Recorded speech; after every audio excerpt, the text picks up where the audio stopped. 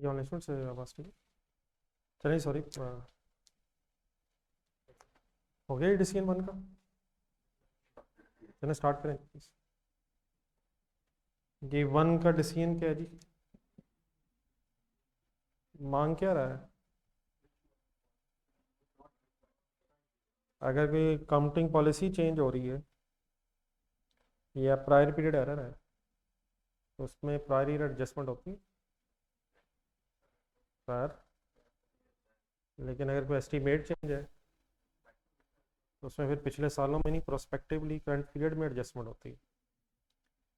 जी number एक में prior period adjustment करनी।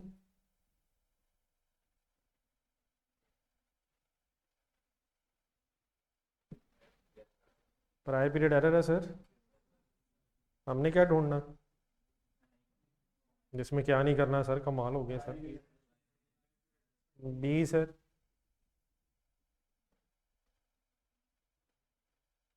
पिछले सालों में एडजस्टमेंट करेंगे या करंट ईयर में करेंगे? एस्टीमेट है सर ये। सी।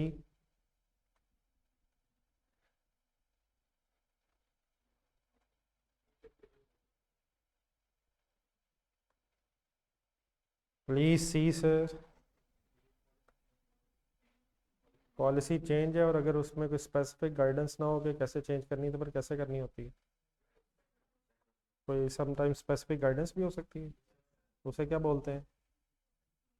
Transitional provision sir, conditional provision ना कह दीजिएगा सर। D D. मेथड बदल जाए, रेजिडुअल वैल्यू में चेंज आ जाए या लाइफ में चेंज आ जाए, प्रोस्पेक्टिवली ट्रीट करते हैं या रेट्रोस्पेक्टिवली? ठीक है सी, बी ओ सी, सॉरी बी ओ डी। ठीक है सर। ये टू करें। एक दफा दोबारा पढ़ने थे सर।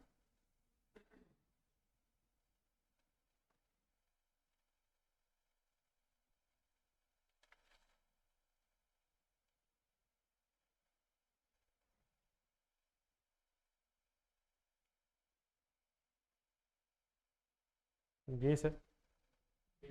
ये ठीक है सर। ठीक है ना? दोबारा सोच लें।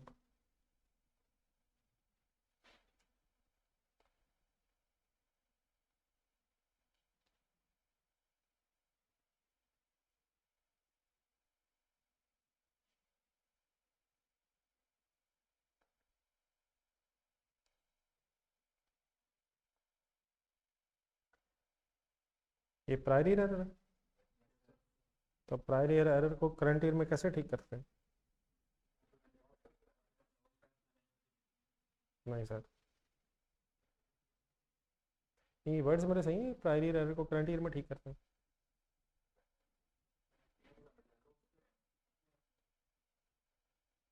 नहीं, करंट ईयर में ही रेट्रोस्पेक्टिव करते हैं। पिछले सालों में चले जाते हैं या इस साल खड़े होकर पिछले सालों में एडजस्टमेंट करते हैं? तो इस साल खड़े होकर पिछले सालों में कैसे एडजस्टमेंट करते हैं सर? हैं? बोर्ड से देख के? नहीं, बोर्ड से देख के तो करते ही थे यार। पढ़े, चलिए ढूंढे जरा कौन सी।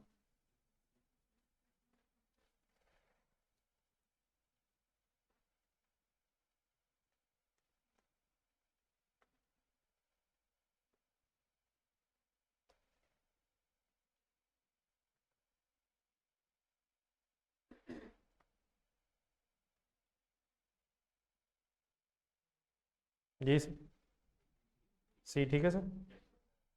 डिस्क्लोजर भी देते हैं, रीस कंपेरेटिव फिगर्स को रीस्टेट करते हैं और डिस्क्लोजर भी देते हैं।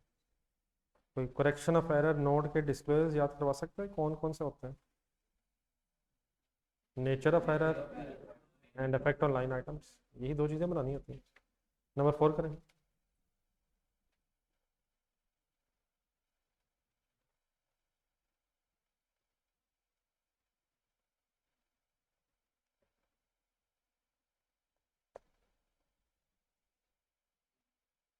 जान दे यार। अभी ऊपर क्या क्या है कि एस्टीमेट चेंज आप कहते ही है। एक है। चेंज इन एस्टीमेट, सी क्या है? चेंज इन एस्टीमेट, मेथड बदल जाए, रेजिडुअल वैल्यू बदल जाए, लाइफ बदल जाए, अलाउंस वगैरह के परसेंटेज बदल जाए। बी कभी किया किसी सवाल में? 5 वेटेड एवरेज अगर है तो पॉलिसी चेंज है यार। नंबर 5 करें। किन दो सिचुएशंस में पॉलिसी बदली जा सकती है? If a change is required by standard, या if more new change results into more relevant reliable information। है फर्स्ट पेज में एनी कन्फ्यूजन? चलें 6 7 8 ज़रा मेरे लिए रखें, पहले 9 करें। 9 है लंबा लग रहा है लेकिन सिंपल है।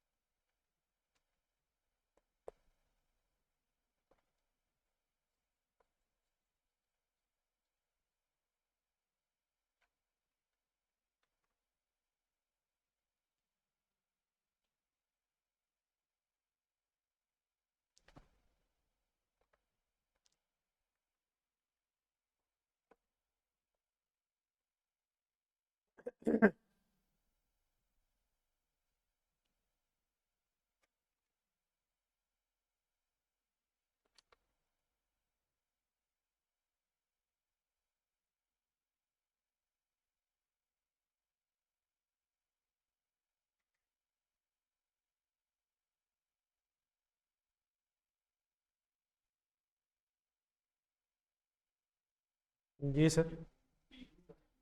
एस्टीमेट चेंज फाइनल है तो सी या D? estimates are changed prospectively 10।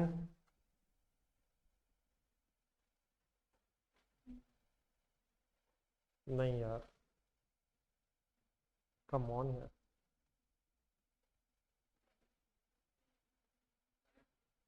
ना करें यार, ना करें। हाँ जी जी, चैप्टर का फर्स्ट पेज निकालो। आइए सेट का फर्स्ट पेज। ये वर्ड वैसे सुना कभी, इम्प्रैक्टिकेबल? ढूंढने के नीचे पेज क्या है? पेज नंबर क्या है? 96 से एंड में जाए। अगर इम्प्रैक्टिकेबल हो जाए तो फिर क्या करें? अगर it is impractical to apply retrospective, then apply the change from the earliest date it is practicable to change। ठीक है, यही कहा था आपने। सॉरी मैं तुमने डी का जी। ठीक है जी भी। 11 जरा मेरे लिए छोड़ा, 12 पर।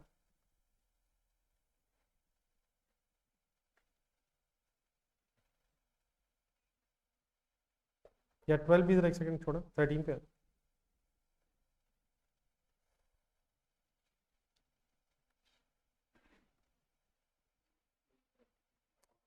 ये अकाउंटिंग पॉलिसी की डेफिनेशन लिखी हुई पेज की स्टार्टिंग लाइन है, फर्स्ट पेज की starting line. Specific principles rules regulations that are adopted by management in preparing and presenting financial statements। देख लें सर, देख लें।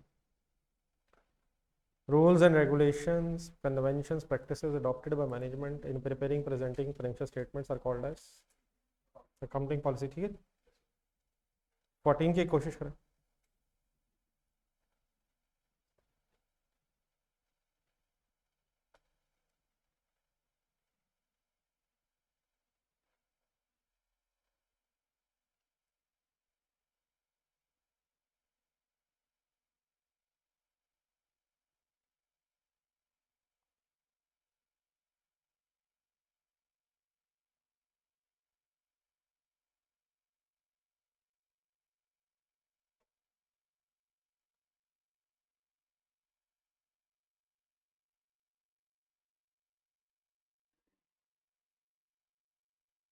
ये को अच्छा सा गेस करें।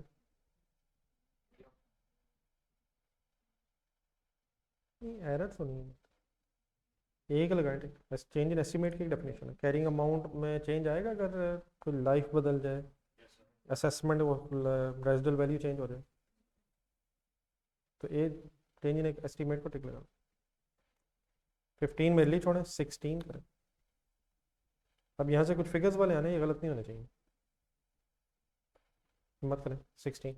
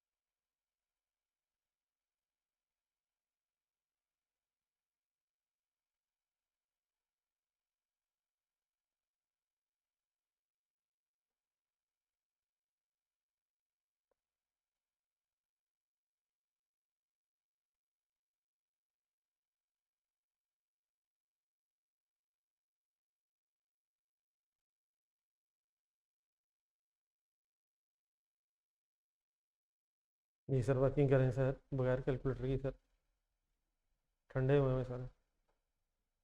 Feel like an exam all sir.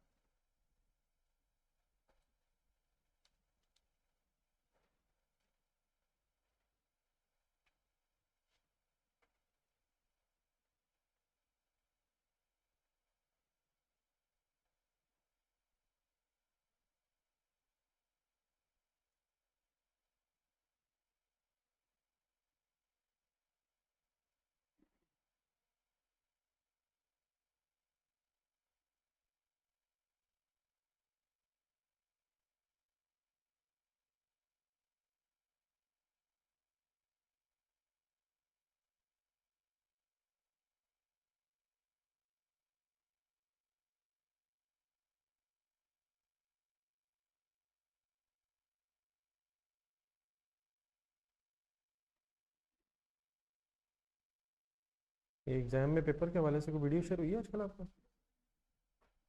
तो कैसे पेपर फिल करना, ये ज़रा एक नज़र देख लीजिएगा तो एग्ज़ाम वाला जो पेपर है। एक दफ़ा दोबारा, एक दो दफ़ा दोबारा कर दीजिएगा सर। एक आपके साथ वीडियो शेयर हुई भी है, उसमें एग्ज़ाम वाला पेपर जो है उसमें उसको उसकी आंसर शीट पे लिखना कैसे है, वो ज़रा एक नज़र देख लीजिएगा।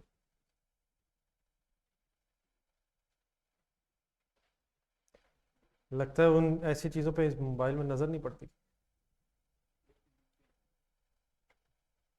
ग्रुप म्यूट पे है या मोबाइल ही म्यूट है? ग्रुप म्यूट पे है। बात सही की आपने।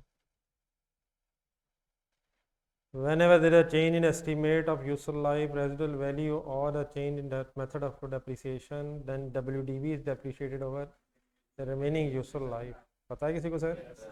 पहले 2 साल डेप्रिसिएशन 8 रहेगी, फिर 20 - 8 करके WDV मैंने बनाई है, और 6 क्या लिया मैंने? रिमेनिंग लाइफ गिवन है, वो तो 8 कह रहा, मैंने 6 ले लिया। रिमेनिंग लाइफ सर 2 बनी डेप्रिसिएशन आपसे, वो 3 साल बाद की शायद कैरिंग अमाउंट मांग रहा है, चेक करें ज़रा। 2 साल बाद या 3 साल बाद? तो 3 साल बाद फिर 20 कॉस्ट थी, पहले 2 सालों की डेप्रिसिएशन 8 थी, तीसरे साल की फिर 2 है, 10। ठीक है,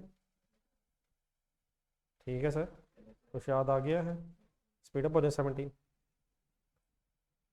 सेम रिपीट हो रहा है, जल्दी से करना।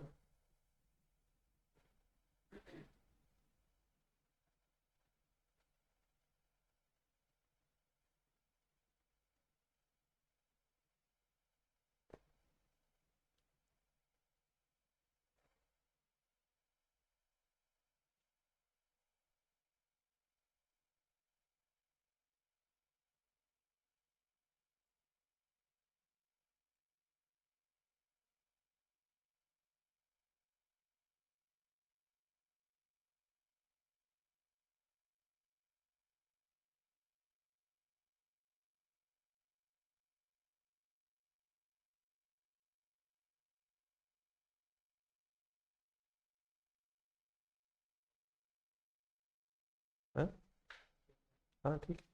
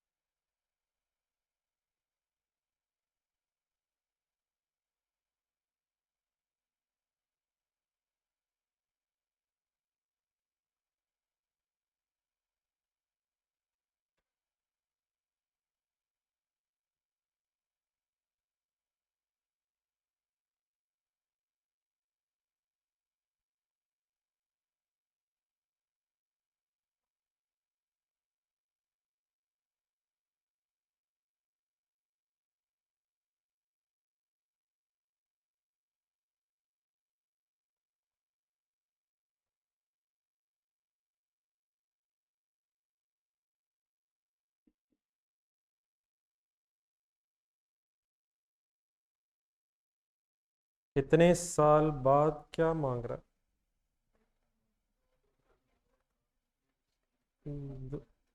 हाँ जी, दूसरे साल की डेप्रिसिएशन मांग रहा है,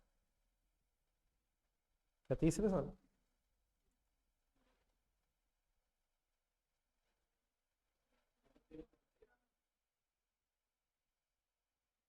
दूसरे साल ही है या तीसरे साल? तीसरे साल। ठीक है, 11 12 13, ठीक। कितने साल ऑलरेडी गुजर गए? जी, क्या बनती है डेप्रिसिएशन तीसरे साल? होगी वर्किंग या नहीं? पहले साल की डेप्रिसिएशन कैसे आएगी? 11 लाख 20 -120, ठीक है sir, divided by 1 lakh per annum, multiplied by 2, 2 lakh accumulated हो गई। तीसरे साल में एस्टीमेट लाइफ का बदल गया है। WDV पहले बनाई जाएगी। WDV क्या है? 1120 -000 ठीक है, लेकिन रेजिडल वैल्यू का एस्टीमेट भी बदल गया है, -170, ओके, डिवाइड बाय, अब 6 रिमेनिंग ही दी हुई है। Any confusion? ऑप्शन हो गई, 18 करें सर।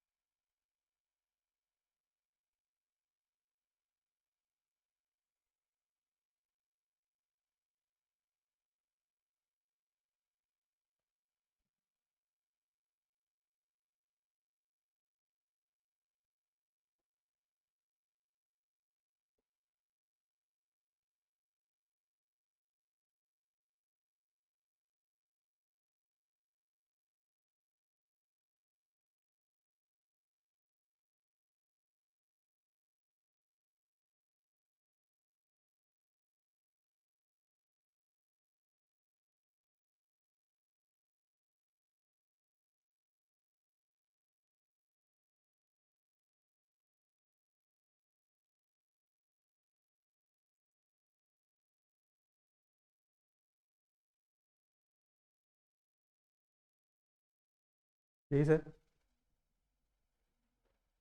डी मांगा क्या उसने? सर क्वेश्चन की रिक्वायरमेंट क्या है सर? सर नहीं, एरर तो हुआ ठीक है, लेकिन अब क्वेश्चन की रिक्वायरमेंट क्या, हमने क्या करना? रिटेन्ड अर्निंग्स के ओपनिंग में से 2018 में या 19 में? 2018 के स्टार्ट पे रिटेन्ड अर्निंग्स में से कितना माइनस होगा? होगा कुछ माइनस? हुआ क्या है वैसे?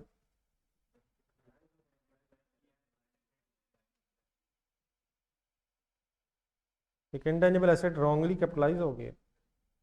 इनडेफिनेट रिड्यूसर लाइफ का मतलब अमोर्टाइजेशन चार्ज नहीं हुई होगी। तो कैपिटलाइज हुआ कैसे है? डिफरेंट ईयर्स में डिफरेंट अमाउंट्स दे रहा है, तो 2018 के स्टार्ट पे किन किन सालों की करेक्शन होगी? 18 की भी होगी। 18 की करेक्शन 2018 के प्रॉफिट में होगी। 18 के स्टार्ट में जो रिटेन अर्निंग्स आ रही होंगी उसमें किस साल तक का प्रॉफिट होगा? नहीं सर, 18 तक नहीं सर, जाने दे वो सर। 2018 के स्टार्ट में जो रिटेन अर्निंग का बैलेंस आ रहा होगा उसमें 17 तक का प्रॉफिट होगा। तो 15, 16, 17 की एडजस्टमेंट 11 मिलियन में से हो जाएगी। ओके प्लीज, 19 करें।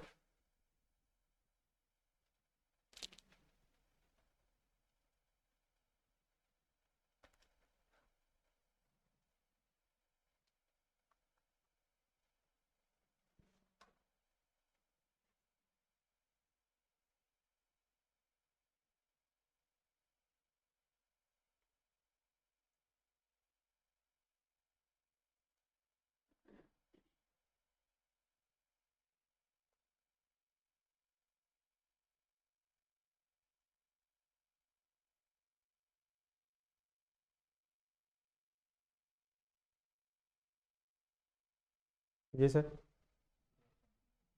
2018 के प्रॉफिट में 2018 की एडजस्टमेंट ही होगी बस। 5 मिलियन, ठीक है जी। 20th करें, अब 20th करते हुए पता चल जाएगा आपकी कितनी क्लियन होगी हुई।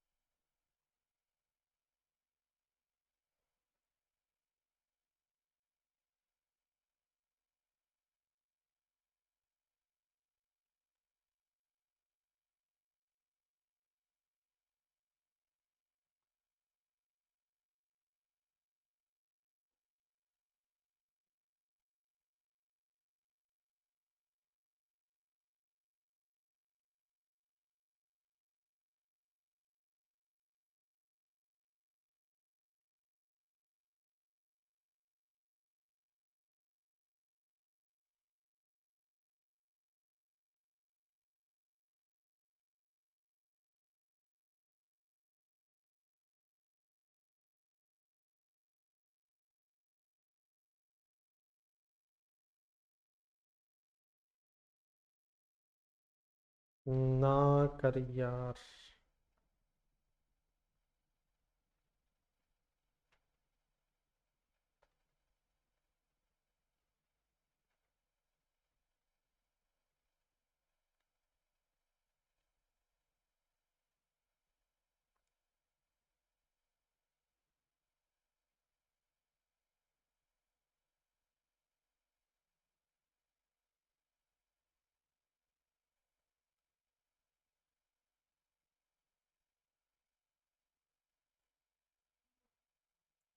बी जाती है।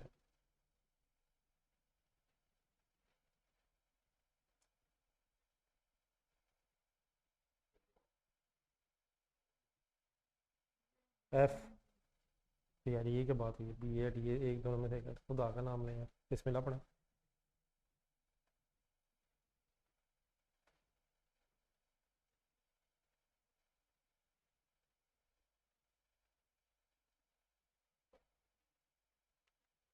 ये किस साल के प्रॉफिट्स पे इफेक्ट लेना?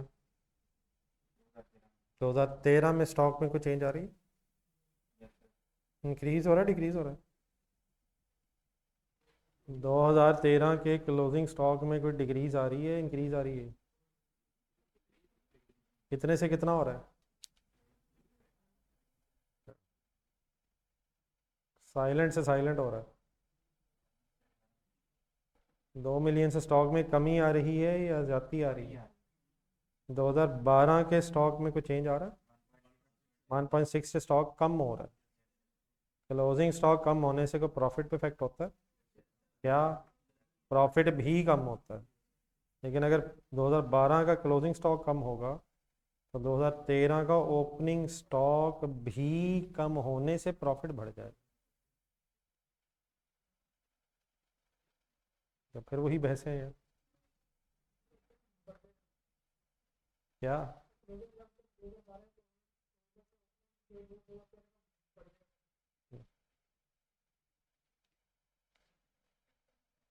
हजरात एक ज़रूरी ऐलान सुने, आपके वर्ड्स कम हैं, खुदा के लिए उसको पूरे कर लें, बात सही हो जाएगी।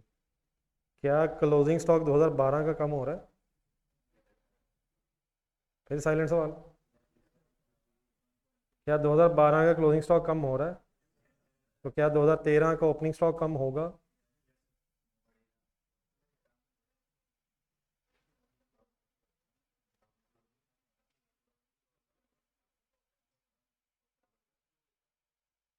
दो हजार बारह का क्लोजिंग स्टॉक कम हो रहा है सर। तो 2012 का क्लोजिंग स्टॉक कम होने से 2013 का ओपनिंग स्टॉक। सुभान अल्लाह। सर ये एक स्टेप छोड़ दिया जिसकी वजह से गलत हो गई। मैंने कब कहा कि वो नहीं होगा जो आप कह रहे हैं? क्या 2012 का क्लोजिंग स्टॉक कम होने से 2013 का ओपनिंग स्टॉक कम होगा? लेकिन 2013 का ओपनिंग स्टॉक कम होने से प्रॉफिट बढ़ जाएगा। तो 2013 में 0.4 मिलियन से प्रॉफिट कम हो जाएगा। है। क्या 2013 का क्लोजिंग स्टॉक कम हो रहा है?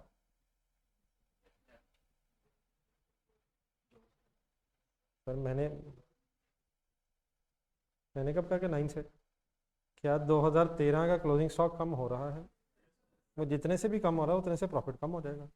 तो 2 मिलियन से इस साल का प्रॉफिट कम होगा और 1.6 मिलियन से प्रॉफिट बढ़ेगा। नेट ऑफ करके 0.4 मिलियन से प्रॉफिट डिक्रीज हो जाएंगे। ओके है सर? जादू ही है ये। अभी भी जादू ही है सर। जी सर, अब मैंने जो छोड़े पहले उस पर आ रहे, फिर अगले जो करते हैं। ये any confusion sir? Closing stock has direct relationship with profit and opening stock has, opening stock कम होने से प्रॉफिट बढ़ जाएगा और क्लोजिंग स्टॉक कम होने से प्रॉफिट कम हो रहा है। चलिए सर, मैं 6 पे वापस आऊँगा। करें ज़रा 6। अच्छा ये छोड़े मैं इसलिए नहीं है कि ये बहुत मुश्किल है, ज़रा एक दो बातें मैंने भी करनी इसलिए मैंने छोड़ा। जी 6।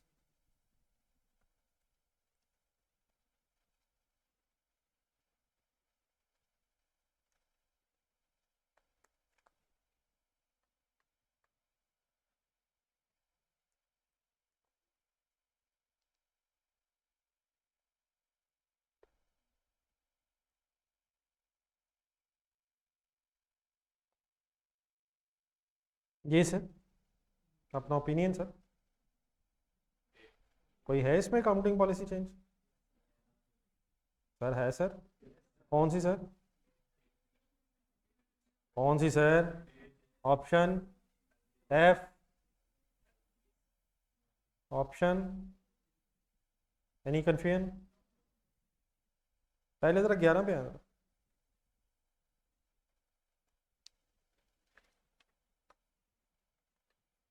कंसंट्रेट कीजिएगा 5-10 मिनट तक।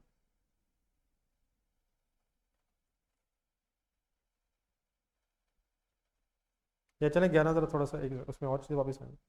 6 फाइनल है? 7 पे आना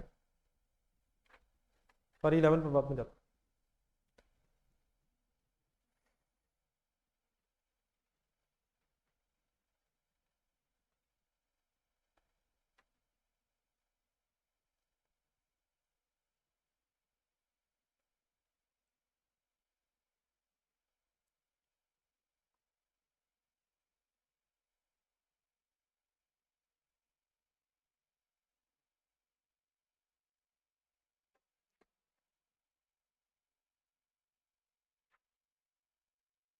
जी सर। ए। नहीं, पहले ये तो कंफर्म कर लेना कि ए है या नहीं है। हम क्या ढूंढ रहे हैं? Accounting policy. ए पॉलिसी चेंज है? क्या है? गुड। सी मेथड बदल जाना, एस्टिमेट चेंज। डी ये भी लोअर ऑफ कॉस्ट एनआरबी कभी हम पिछले सालों में गए हैं? जिस साल ये होता है उसी साल वर्किंग करते हैं। अगर पॉलिसी चेंज है फिर तो पिछले सालों में जाते हैं। एक सेकंड, अब बी पे आया। बी क्या कह रहा था, इसकी ट्रांसलेशन करें।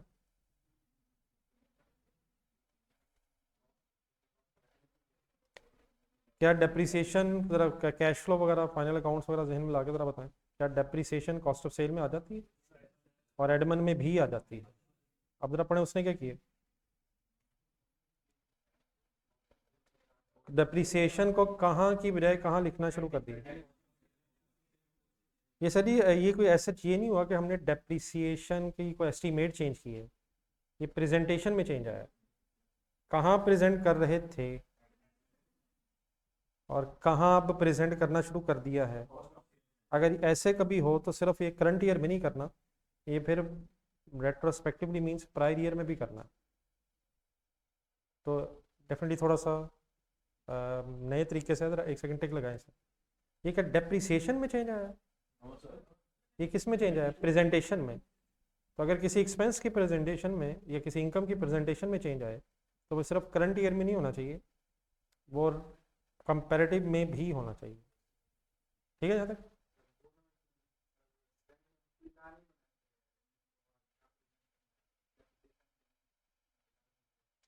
तो मैंने भी कोई प्रेजेंटेशन चेंज है sir, presentation change is policy change.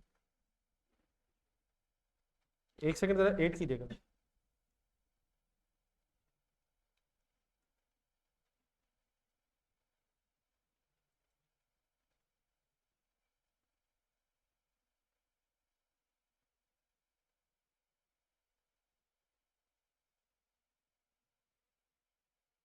हाँ जी, ये 7 से मिलता जुलता है, फर्क सिर्फ क्या है,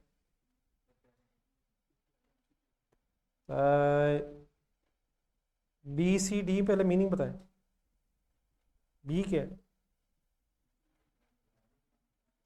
हम पहले प्लांट्स को किराए पे लीज पे लेके किराए पे इस्तेमाल करते थे और अब हमने ख़रीद ली है।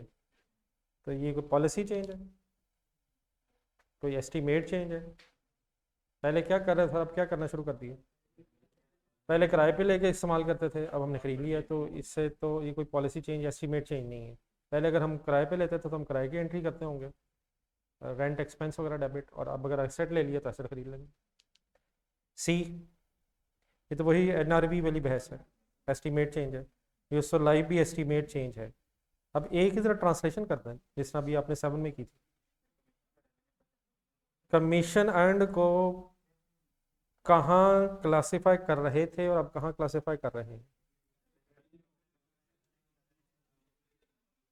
तो ऊपर जरा 7 में जाएं, जिस तरह 7 में बी प्रेजेंटेशन थी चेंज, ये भी प्रेजेंटेशन चेंज है, लेकिन वहाँ किसकी प्रेजेंटेशन चेंज है, यहाँ किसकी, वहाँ एक्सपेंस की है, यहाँ इनकम की है। तो इनके साथ एक प्रेजेंटेशन लिखा है। तो अगर आप एक्सपेंसेस की प्रेजेंटेशन कह लें या क्लासिफिकेशन कह लें चेंज करेंगे, तो ये सिर्फ करंट ईयर में नहीं करेंगे आप, फिर रेट्रोस्पेक्टिवली भी करेंगे। इट मीन्स इसे पॉलिसी चेंज की तरह समझेंगे।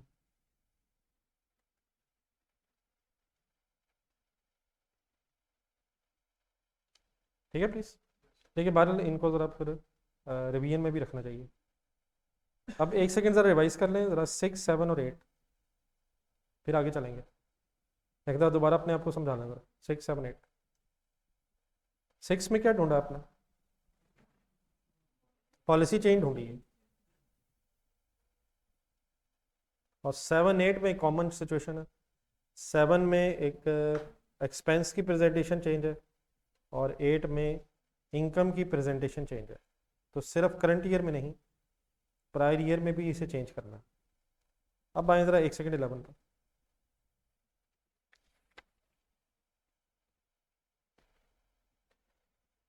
पहले जो आपको समझ आता है पहले वो करना है आप।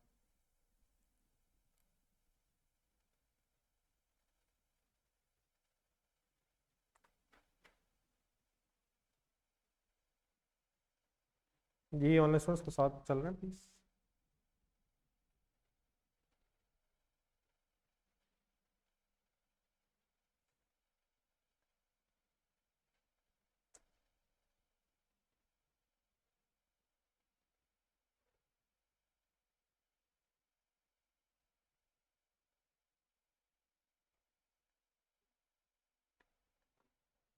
जी सी तो आपको ज़रूर ढूंढ लेना चाहिए, लेकिन ऊपर पड़े रिक्वायरमेंट 2 हैं। पहले जरा ए बता दें, ए क्या है? ए पॉलिसी चेंज है या एस्टीमेट चेंज है? बहस ही इसलिए नहीं है, जरा दोबारा सेंटेंस पढ़ें। ये तो गवर्नमेंट ग्रांट पहली दफ़ा ली है, पहली दफ़ा ली है और उसे डेफिनेट इनकम बना ली है। डी में 1 मिनट आए, ये एस्टीमेट चेंज है, ये हमें पता है। सी फाइनल है, सी अभी हमने 7 में किया है, एक्सपेंस की क्लासिफिकेशन चेंज हुई है। अब 1 सेकंड के लिए 6 में जाए पहले। 6 सर, 6 सर, 6 में ढूंढने कोई रिवैल्यूएशन की बहस है बीच में? सी, 6 सी, adoption of revaluation model for non-current assets previously held at cost। पढ़ा है सर? तो 6 में आपने कहाँ टिक लगाया? ए में, 11 में है। यहाँ कुछ हल्की हल्की मुझे आवाज़ें आई हैं कि बी पे भी लगना चाहिए।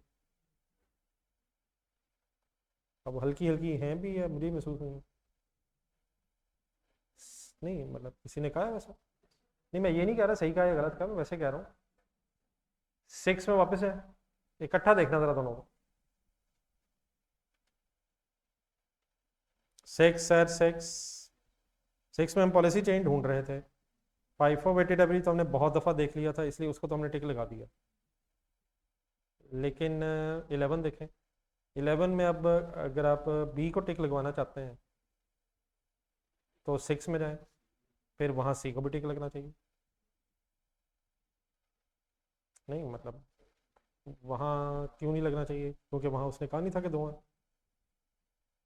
अगर फॉर एग्जांपल ये पॉलिसी चेंज है, नहीं तो कॉस्ट से रिवैल्यूएशन मॉडल पे आना। मैं ये नहीं कह रहा पॉलिसी चेंज है या नहीं है, मैं नहीं ये कह रहा। मैं उन हजरात से इस वक्त मुखातिब हूँ जो 11 में बी को पॉलिसी चेंज कह रहे हैं। कोई है वैसे यानी? तो फिर मेरा सवाल उनसे ये है कि 6 में सी भी तो पॉलिसी चेंज है।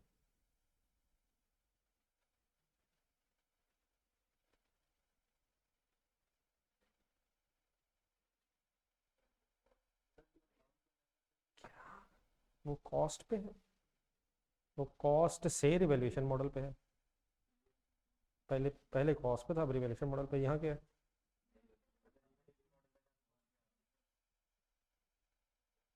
सर कहाँ लिखाई? Entity has revalued property up to now. Sir जाने दो, खुदा का नाम है, जैसे वहाँ है वैसे ही यहाँ है। वहाँ भी कॉस्ट से रिवैल्यूएशन मॉडल पे है, यहाँ भी पहले कॉस्ट, सॉरी यहाँ हिस्टोरिकल कॉस्ट पे, वहाँ कॉस्ट पे। सर इतने जालिम ना बने सर। क्या वहाँ भी पहले कॉस्ट पे था और रिवैल्यूएशन मॉडल पे है, और यहाँ भी पहले कहाँ था और अब रिवैल्यूएशन पे? तो अब आप तो पता नहीं कुछ बोल रहे हैं या नहीं बोल रहे, या सोच रहे हैं नहीं। मेरी बात अब गौर से सुने, ज़रा 6 पे जाए ज़रा। 6 की रिक्वायरमेंट्स ऊपर पढ़े, लाइन के है। हाँ जी, which one of the following which be treated as in IS8 as change in policy. और इधर आए ज़रा, इधर क्या सेंटेंस है? टू छोड़ दें, टू वाली बहस नहीं, आगे। अब जब तक मेरे वर्ड्स पूरे ना हो, प्लीज़ अपनी तरफ से कंक्लूजन को ड्रॉ कर लीजिएगा। IS16 जरा इनमें लाए ज़रा। IS16 में कॉस्ट मॉडल से अगर आप रिवैल्यूएशन मॉडल पे जा रहे हैं तो कभी ज़िंदगी में कोई ऐसी एडजस्टमेंट की है जहाँ पर कॉस्ट से रिवैल्यूएशन मॉडल अडॉप्ट किया हो? कोई एक आध सवाल तो शायद की ही होगा, शायद उस पर नज़र ना पड़ी हो दोबारा। कभी रिवैल्यूएशन मॉडल अडॉप्ट किया है सर? कभी ज़िंदगी में किया है सर? प्रोस्पेक्टिवली किया है या रेट्रोस्पेक्टिवली किया है?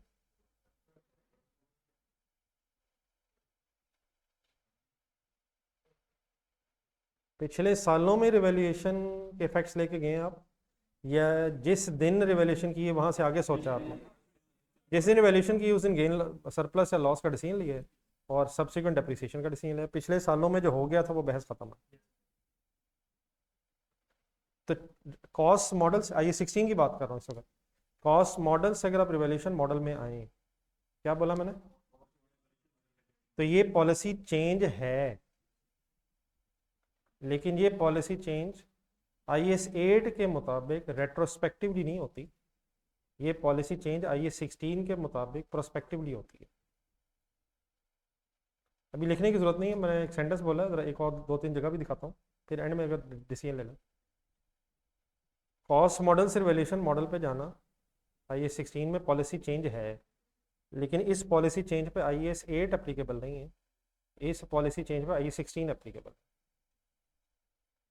क्या मतलब IAS 8 एप्लीकेबल नहीं है, IAS 16 एप्लीकेबल है। IAS 8 में आ रहा, IAS 8 क्या कहता है, पॉलिसी कैसे बदलनी है, रेट्रोस्पेक्टिवली। हाँ मैक्सिमम ये पहले ट्रांजिशन प्रोविजन देख लें, नहीं है तो रेट्रोस्पेक्टिवली। लेकिन IAS 16 में है, IAS 16 में सारी रिवैल्यूएशन कैसे करते रहे आप, प्रोस्पेक्टिवली करते रहे। जिस दिन पे रिवैल्यूएशन फेयर वैल्यू दी होती थी कैरिंग अमाउंट से कंपेयर करते थे, तो सरप्लस लॉस है उसका डिसीजन लेके ऑनवर्ड्स आगे, फिर कभी दोबारा रिवैल्यूएशन हो जाए तो जो ऑनवर्ड्स इफेक्ट है वो ले लेते हैं। तो कॉस्ट मॉडल से रिवैल्यूएशन मॉडल पे आना, पॉलिसी चेंज तो है लेकिन उसे IAS 8 के मुताबिक ट्रीट नहीं करते, मीन्स रेट्रोस्पेक्टिवली ट्रीट नहीं करते, उसे IAS 16 में प्रोस्पेक्टिवली ही ट्रीट करते हैं। इसलिए जब आप 6 में ज़रा जाएं, 6 में रिक्वायरमेंट ये थी, बोलने ज़रा क्या थी ऊपर लाइन, कि कौन सी पॉलिसी ऐसी है जिसने IAS 8 के मुताबिक ट्रीट होना है। तो वहाँ फिर हमने रिवैल्यूएशन को कंसिडर नहीं किया। क्या वो पॉलिसी चेंज नहीं है, लेकिन उसने IAS 8 के मुताबिक ट्रीट नहीं होना। अब 11 पे आ रहा, यहाँ उसने सिंपली बस क्या पूछा, अब IAS 8 के रेफरेंस से नहीं पूछ रहा। तो पॉलिसी चेंज ये है, यहाँ क्यों टिक लगा रहे हैं, उधर क्यों नहीं लगा रहे। पॉलिसी चेंज ये है इसलिए मैंने टिक लगाया, वहाँ क्यों नहीं लगाया, लेकिन IAS 8 के मुताबिक उसका ट्रीटमेंट नहीं होना। इससे पहले कि आप अपनी कोई कंक्लूजन ड्रॉ करें, जरा एक सेकंड पहले 22 करें।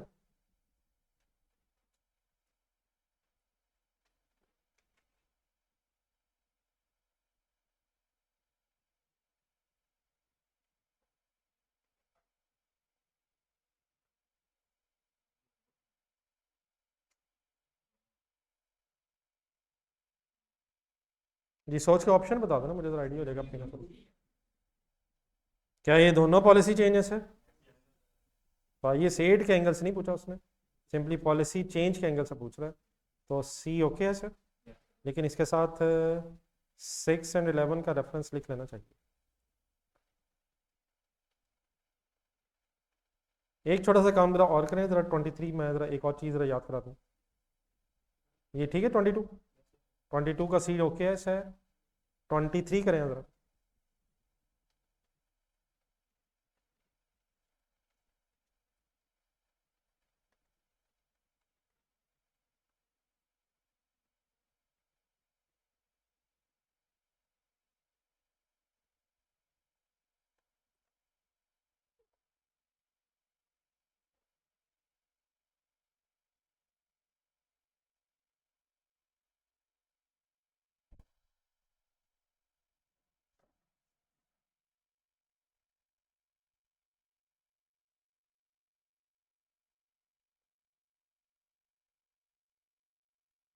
जी रिक्वायर्ड क्या है आपसे, प्रायर ईयर एडजस्टमेंट का मतलब पिछले सालों में जाना है। जी A में पिछले साल जाना, क्यों नहीं जाना, एस्टीमेट चेंज है। ये बैठा होगा, ये आवाज़ ठीक है, चेक कीजिए। ये ऑनलाइन स्टूडेंट्स ओवरऑल आवाज़ ठीक है, मुझे कहीं कहा जा रहा है आवाज़ ठीक नहीं। जी A में प्रोस्पेक्टिव जाना है, रेट्रोस्पेक्टिव जाना है। B और C एक सेकंड छोड़ा, D बताएं। जी ठीक है जी, जागला ठीक है, ठीक ओके। ये बड़ा ये स्पेसिफिक इशू आ रहा है जिनका आ रहा है, ये तो वैसे ही फर्स्ट टाइम में गवर्नमेंट ग्रांट दी है हमने। जी अब B पे है, जरा B की ट्रांसलेशन पहले करें। ये IAS 40 बहस में अब है या IAS 16 बहस में, कहाँ से कहाँ जा रहे हैं हम, प्रोस्पेक्टिव जाएंगे या रेट्रोस्पेक्टिव जाएंगे।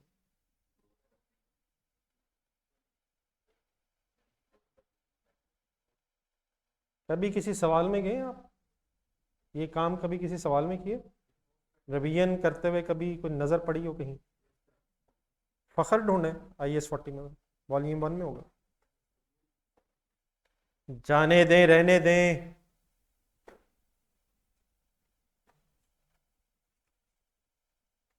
वो बात नहीं हो रही जो आप कह रहे हैं। चेंज इन यूज की बात हो रही है। ये जरा बी पढ़ के बताइए, चेंज इन यूज की बात हो रही है।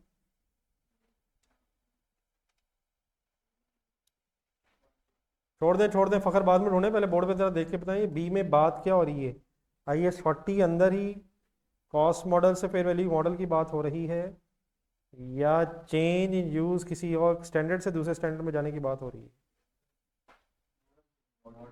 IS 40 के अंदर ही मॉडल बदल रहा है सर, तो वो बहस नहीं हो रही जो आप कह रहे हैं। ये ढूंढिए कि फखर IS 40 के एंड में कहीं होगा। कभी नजर पड़ी, दोबारा रिवीजन करते हैं इसके पॉइंट नंबर 2 जरा पढ़ें जरा।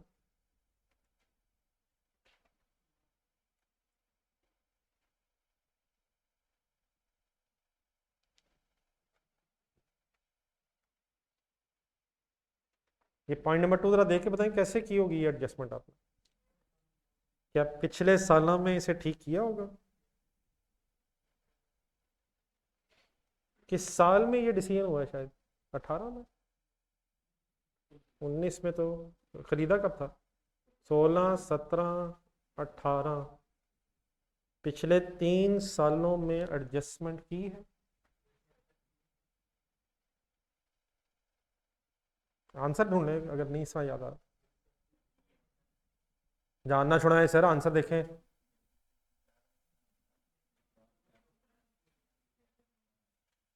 नहीं मुझे तो याद है, लेकिन आपको नहीं, अगर नहीं याद तो देख लेना। क्या इसे प्रायर ईयर में एडजस्ट किया है सर, या सिर्फ इस साल की है? प्रोस्पेक्टिवली किया है? चलिए ये बता दें, रेट्रोस्पेक्टिवली किया। ये किस स्टैंडर्ड में किधर से किधर गए हैं आप? ये एक स्टैंडर्ड दूसरे स्टैंडर्ड की कोई बहस नहीं, उसी स्टैंडर्ड के अंदर ही रह के कॉस्ट से फेयर वैल्यू मॉडल पे गए IS 40 के अंदर ही। प्रोस्पेक्टिवली किया, रेट्रोस्पेक्टिवली किया। ये थोड़े से पेजेस 2-3 और आ गए हैं जरा, इधर ही, इधर ही 2-3 पेजेस और आ गए हैं। एक और सवाल ढूंढे इधर ही, वो भी एक टेस्ट में क्वेश्चन हुआ होगा। किस नाम से? इसी चैप्टर के एंड में कहीं होगा। क्या नाम है? हाँ जी ये वाला। इसमें भी सेम इशू एक आया था इसी तरह का। नहीं अब मुझे ईयर याद नहीं है, लेकिन वही चीज़ इसमें फिर आई थी इन्वेस्टमेंट प्रॉपर्टी के एंगल से। तो क्या कॉस्ट मॉडल ऑफ IS 40 से, अगर आप cost fair value model of IS 40 में जाएंगे, IS 40 में ही कॉस्ट मॉडल से फेयर वैल्यू मॉडल में जाएंगे, प्रोस्पेक्टिवली हो रहा है रेट्रोस्पेक्टिवली हो रहा है? Sir prospectively retrospectively. चलें अब मेरी बात जरा कंप्लीट हो सकती है, वो जो सारी भी मैंने पिछले 6, 11 वगैरह में बहस की है। IS 16 जहन में लाएं जरा। IS 16, IS 16 में अगर आप कॉस्ट मॉडल से रिवोल्यूशन मॉडल में आ रहे हैं तो ये पॉलिसी चेंज है, लेकिन इस पे IS 8 एप्लीकेबल नहीं है। लेकिन अगर IS 40 में आप कॉस्ट मॉडल से फेयर वैल्यू मॉडल में जा रहे हैं तो इस पे IS 8 एप्लीकेबल है, और IS 8 के एंगल से रेट्रोस्पेक्टिवली ही हो रहा है। बात मेरी ओके? क्या कॉस्ट मॉडल से फिर रिवोल्यूशन मॉडल पे जाना, कॉस्ट मॉडल से रिवोल्यूशन मॉडल पे जाना IS 16 में पॉलिसी चेंज नहीं है, लेकिन उस पर IS 8 एप्लीकेबल नहीं, इसलिए प्रोस्पेक्टिवली है। बल्कि उधर मेरा ख्याल बेहतर है प्रोस्पेक्टिव वर्ड ही ना बोलें आप, वो वही है जो आपको पता है। कैरिंग अमाउंट और फेयर वैल्यू का कंपैरिजन है, जिस तरह आप करते रहे हमेशा। लेकिन अगर आप IS 40 में कॉस्ट से फेयर वैल्यू मॉडल पे जा रहे हैं तो ये प्रायर ईयर एडजस्टमेंट है, IS 8 में जिस तरह होता है। तो इसके साथ फ़खर कम अज़ कम ज़रूर लिख लें, ठीक है? पेज नंबर भी डेफिनेटली कौन सा, 160 एटलीस्ट फ़खर, लेकिन वो भी अच्छा सवाल आ गया। खैर तकरीबन एक जैसा ही है, ठीक है जी। सी, बाकी बता दो ज़रा, दो ढूंढने थे। सी था वैसे, सी में क्या हुआ था? हाँ जी लास्ट ईयर में एरर हुआ था ये तो। प्रायर ईयर एरर है, प्रायर ईयर एरर कैसे ठीक होता है? जी एनी कन्फ्यूजन हो? अब मेरी सजेशन पे 6, 7, 8, 11, 22 और 23 जरा इंडिविजुअली देखें जरा, बोल दे कौन कौन से कैमल। 6 7 8 11 22 23 देख लें अगर आप कोई कंफ्यूज ना करें।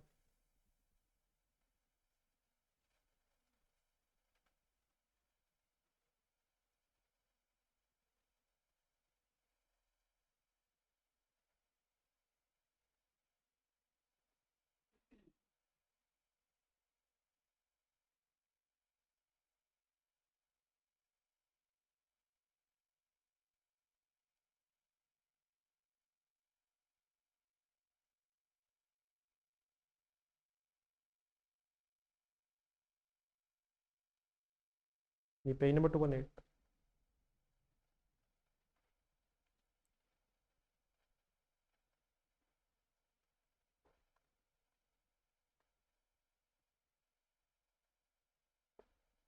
ये ओके, ये इसमें दो रहते हैं शायद, ढूंढेगा कौन सा रहेगा। 21 जी, 21 बड़ा अच्छा है जी, पहले तो ये करो। अगर 21 अब अगर आपने सही ना किया तो फिर बहस से इसका मतलब कहीं नहीं है, अच्छा है।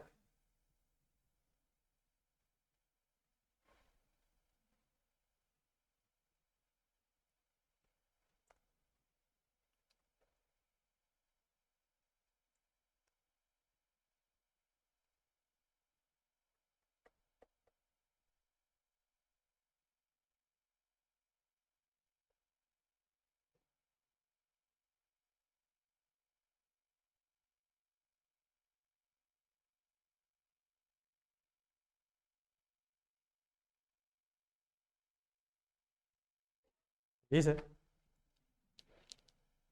क्या IS-16 के रिवैल्यूएशन मॉडल में IS-16 के डिस्क्लोजर्स एप्लीकेबल हैं? चलो, IS-19 के तो नहीं भाईजान। IS-16 के रिवैल्यूएशन मॉडल में कोई IS-16 के डिस्क्लोजर हैं सर? IS-8 के डिस्क्लोजर उस पर एप्लीकेबल क्यों नहीं है? क्योंकि उसका ट्रीटमेंट होता ही IS-16 के मुताबिक है। ठीक है, प्लीज़ आप करें जी, अल्लाह करे मेरी बात साइलेंट रहेगी मुझे लग रहा है। जी सर, कौन से रह गए थे तो? नहीं, 12 13। चलिए एक सेकंड, एक सेकंड। मेरा 12 13 हो गया नहीं? चेक कर ले, मेरा ख्याल हो गया। नहीं, 13 चेक कर ले, मेरा ख्याल हो गया। अकाउंटिंग पॉलिसी थी जी, 12 और 15। आप 12 ट्राई करें।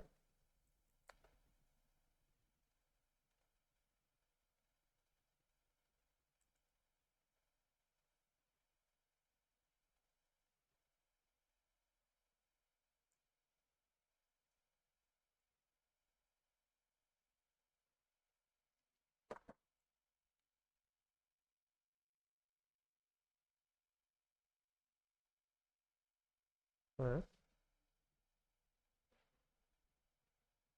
बात किसकी हुई है? नहीं नहीं नहीं, 12 नंबर में बात किसकी हो रही है? किसकी करेक्शन की बात हो रही है? प्रायर पीरियड एरर की करेक्शन की बात हो रही है। प्रोस्पेक्टिव नहीं, नेवर अकर्ड वो तो चले ठीक है। बात किसकी हुई है? Prior period error prospectively consider होता है। Prior period error change in estimate होता है। प्रायर पीरियड एरर होता है। तो रेट्रोस्पेक्टिवली होता है या प्रोस्पेक्टिवली होता है? लेकिन ए है या बी है? दोनों में लिखा हुआ रेट्रोस्पेक्टिव। 1 सेकंड 15 पे आंसर। नहीं, ये कंफर्म है रेट्रोस्पेक्टिव होता है भाईजान। अब 15 पे एक सेकंड।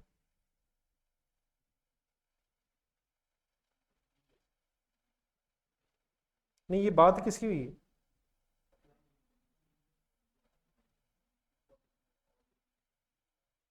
एक पॉलिसी को ऐसे अप्लाई करना है कि वो हमेशा से अप्लाई हो रही थी। नहीं, ये पॉलिसी की कोई बहस हो रही है या एस्टीमेट की बहस हो रही है? तो प्रोस्पेक्टिवली या रेट्रोस्पेक्टिवली? दोनों रेट्रोस्पेक्टिव है, सिर्फ फर्क ये है पिछले पेज पे चला जाए।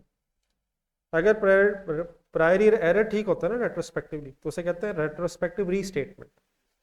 और अगर पॉलिसी चेंज करेंगे रेट्रोस्पेक्टिवली तो उसे बोलते हैं रेट्रोस्पेक्टिव एप्लीकेशन। नहीं, कुछ बात मेरी समझ आई? रिपीट कर दें क्या बोला मैंने? एरर हुआ है, उसने प्रायर एरर ने भी रेट्रोस्पेक्टिवली ठीक होना है, पॉलिसी ने भी रेट्रोस्पेक्टिवली चेंज होना है।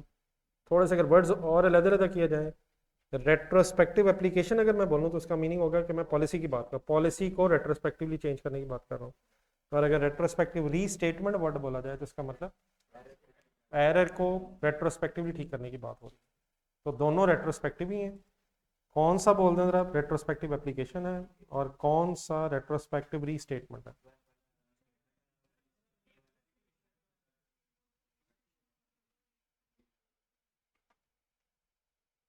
चले, आई होप कि अपने खामोशी से कुछ बोला है। जी मैं कुछ दिनों से, ये कल मैंने आपको कुछ छोटे से 2-3 सवाल दिए, किसी की नज़र पड़ी? नहीं, जैन से पहले एक छोटा सा दिया। जैन जाने दें सर, एक छोटा सा भी दिया है, वो तो जैन से टाइम बात की बात है। एक छोटा सा क्वेश्चन दिया था सर, उसका वही तो नहीं हुआ जो हो खतरा था?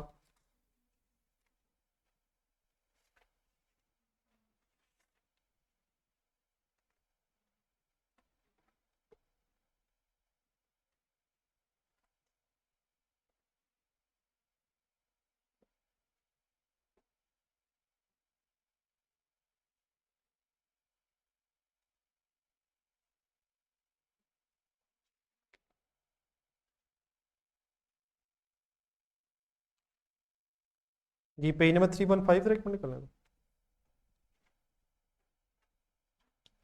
पेज नंबर 315 वॉल्यूम 2, पीड़ा पर है। एक छोटा सा क्वेश्चन है, question number 1।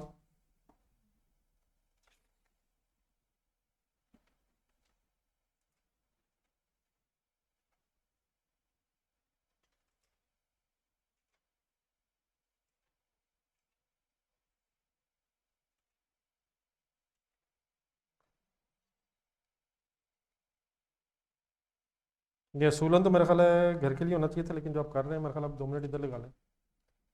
You are the finance manager of the financial statement of PL for the year ended 31 December 2023 are under preparation. In the beginning of 2023 PL adopted revaluation model, underline करना था।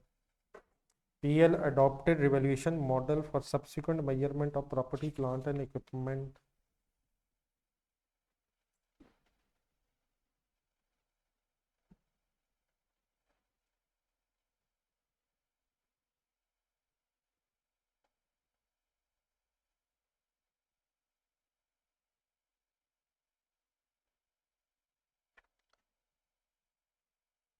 A new CEO has recently joined PL.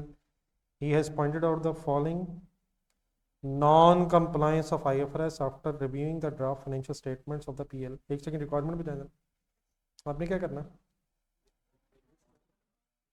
जो CEO ने ये 4 points उठाए हैं, इन points के आपने जवाब देने हैं। फर्स्ट पैराग्राफ में वापस जाए, हुआ क्या? रिवैल्यूएशन मॉडल यूज हुआ है जी। Point 1, I16 does not allow selective revaluation, so all classes of property plant equipment should have been evaluated. आपका इसके बारे में क्या जवाब है? इंग्लिश बाद में बना लेते हैं पहले, नहीं सिंपल, सॉरी, पहले ज़रा कम से कम मुझे समझा। बात में तो उसकी वजन है कि सारी क्लासेस को रिवैल्यू होना चाहिए। इस बात में वजन नहीं है सर, क्या सारी क्लासेस को या बस जो एसेट रिवैल्यू है उस क्लास के बाकी एसेट्स को भी रिवैल्यू हो जाना चाहिए? समझा देंगे सीईओ को। Second, adoption of revaluation model has been accounted for as a change in estimate that is prospectively, though it is a change in accounting policy. नहीं, बात उसकी पढ़ के देखें, बात उसकी में वजन तो है, आप जवाब कैसे देंगे? हाँ जी, उसे जवाब आप देंगे कि ये पॉलिसी चेंज ठीक कह रहे हैं आप, लेकिन इस पॉलिसी चेंज पे IAS 8 एप्लीकेबल नहीं है, इसे IAS 8 16 के मुताबिक ऐसे ही होना चाहिए जैसे हुआ है, प्रोस्पेक्टिवली ही होना चाहिए। सर बाद में वजन है उसकी। नंबर 3 से IAS 16 रिक्वायर्ड इंक्रीमेंटल डेप्रिसिएशन का भी वर्ड सुना, एंट्री बताएं। Surplus debit retained earnings side. IAS 16 requires that incremental depreciation must be transferred from surplus to retained earnings, but the transfer has not been made in the draft financial state. हाँ जी, must compulsory नहीं है, disposal वाली policy भी हो सकती है। क्या ज़रूरी है? हाँ, अगर हमें ना पता हो, हम सवाल कर रहे हो, तो हम प्रेफरेबली उठा लेते हैं। क्या एनुअल पॉलिसी बनाना कंपल्सरी है? डिस्पोजल वाली भी बनाई जा सकती है। ठीक है सर जी। Number 4, some vehicles have been given on rent by PL. These should have been included in investment property, but instead they are included in property plant equipment. बात में तो बड़ा वजन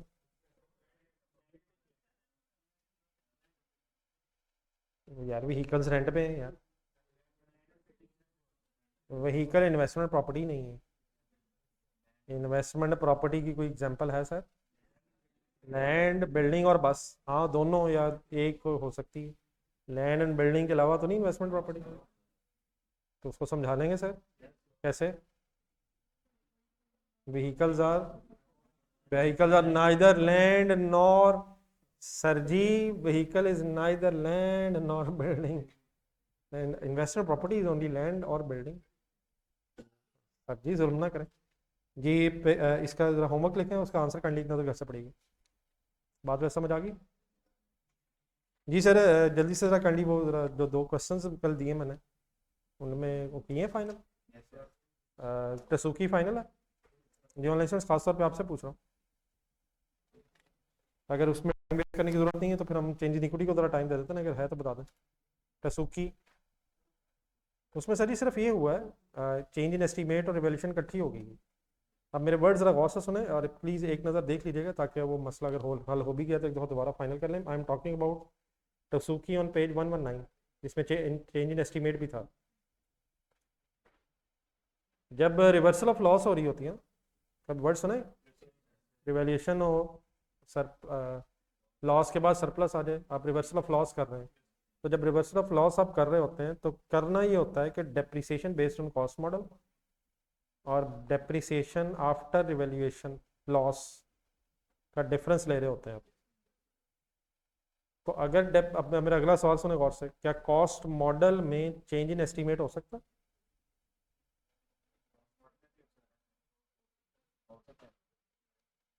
क्या कॉस्ट मॉडल में लाइफ का एस्टीमेट चेंज हो सकता है?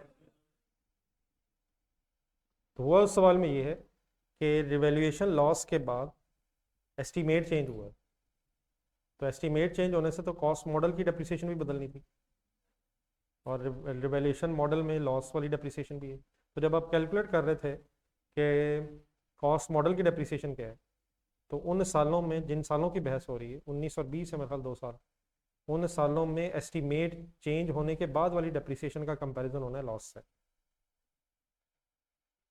तो कॉन्सेप्ट वही है, depreciation of cost model and revaluation model, लेकिन कॉस्ट मॉडल में भी एस्टीमेट चेंज होने के फैक्ट्स आते हैं। तो अगर नहीं भी देखा तो एक नज़र इस एंगल से बस देख लीजिएगा, बाकी एवरीथिंग रिमेन्स है। और जब एस्टीमेट चेंज होते हैं तो वर्किंग होती कैसे है? WDV is depreciated over remaining useful life. तो सारा कॉन्सेप्ट वही है, सिर्फ हुआ ये कि एस्टीमेट चेंज होने से कॉस्ट मॉडल की डेप्रिसिएशन भी हर साल सेम नहीं है, डेप्रिसिएशन बदल जाएगी। फिर कॉस्ट मॉडल में डेप्रिसिएशन सेम नहीं रहती, सेम रहती है, लेकिन अगर एस्टीमेट बदल गया है तो फिर डेप्रिसिएशन चेंज हो जाएगी कॉस्ट मॉडल में भी। तो उस वजह से शायद एक मिक्सिंग की वजह से शायद वैसे, लेकिन अब मेरे ख्याल काफ़ी जगह चीज़ें आ गई नहीं हैं जी। जैन जैन भी अगर नहीं देखा तो प्लीज़ देख लीजिएगा, मैं उसमें 2-3 चीज़ें बस बोल दूँ। जैन में हुआ ये है बल्कि जहन को जब देख लीजिएगा, चले बात हो रही है वॉल्यूम 2 में क्वेश्चन है, वो तो जहन में होगा शायद, अब तक रिवीजन हो जानी चाहिए। एक स्पुतनिक, जिसमें वो एक मशीन आर मेथड है। जहन में मेथड ऑफ अमोर्टाइजेशन जो है ना, वो सेल की बेस पे। किसी की नज़र पड़ी कल? तो जिनकी नज़र नहीं पड़ी आप भी ज़रा देख लीजिएगा। जहन IS8 में सवाल था कल, मैंने बताया था, पेज 104। अभी फिलहाल छोड़ दें उसे, इस तरह नहीं समझ आएगा, वो बाद में देख लीजिएगा। सिर्फ में से सुन लें ज़रा। वहाँ डेप्रिसिएशन जो है वो टोटल सेल्स की बेस पे, यानी कि जिस तरह मशीन आवर्स की डेप्रिसिएशन कैसे होती है, टोटल एक्सपेक्टेड आवर्स और मल्टीप्लाइड बाय एक्चुअल आवर्स, इसी तरह divide by total sale and multiplied by actual sale. इससे मोटा, और मेरा ख्याल गलती हुई थी पिछले सालों में, एक एरर था, नहीं एरर हुआ था, एरर हुआ था डेप्रिसिएशन की एप्लीकेशन में। उस एरर की वजह से अब उस एरर ने रेट्रोस्पेक्टिवली ठीक होना था। ठीक है, अमोर्टाइजेशन की एंट्री बोलें क्या होती है? Amortisation debit, accumulated amortisation credit, और अगर आपने कम करनी है तो उलट हो जाएगी। लेकिन अब आखिरी चीज़ जरा गौर से सुना, उसने कहा था अब एंट्रीज मांगी हुई थी, तो अगर अमोर्टाइजेशन हो पिछले साल की, तो फिर आप अमोर्टाइजेशन डेबिट की बजाय रिटेन्ड अर्निंग्स डेबिट कह देंगे। अमोर्टाइजेशन फॉर द ईयर तो एक्सपेंस में जाएगी ना, प्रॉफिट लॉस में, लेकिन अगर पिछले सालों की अमोर्टाइजेशन है तो वो फिर प्रॉफिट एंड लॉस में नहीं आएगी, वो रिटेन्ड अर्निंग्स में एडजस्ट होगी। तो अगर आप पिछले सालों के अमोर्टाइजेशन की एंट्री कर रहे होंगे, तो फिर एक अमोर्टाइजेशन डेबिट की जगह रिटेन्ड अर्निंग्स डेबिट हो रही होंगी।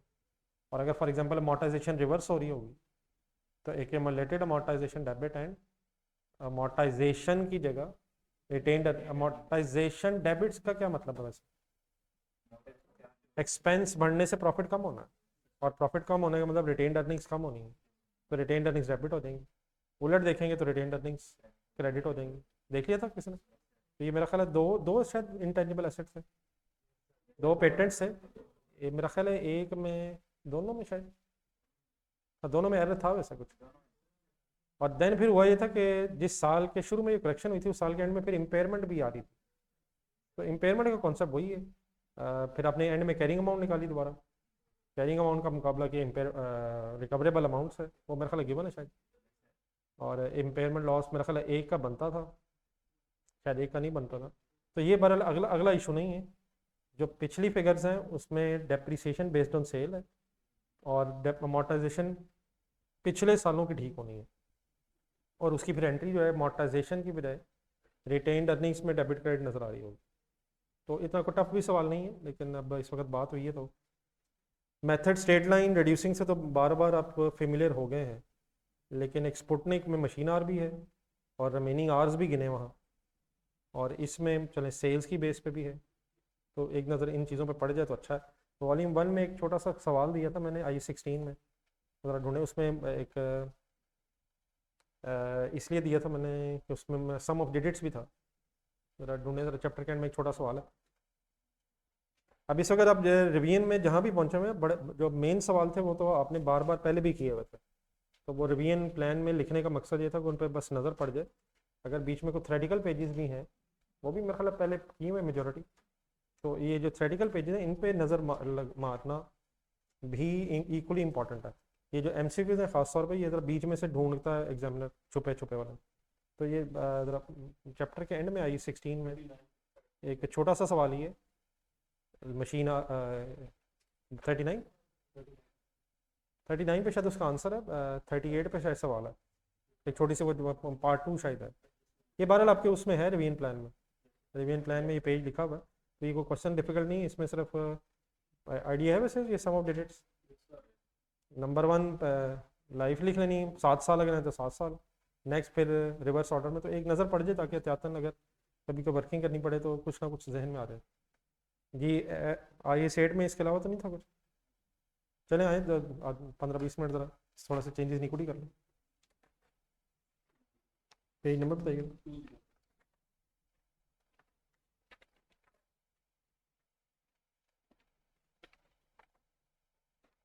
पेज नंबर सर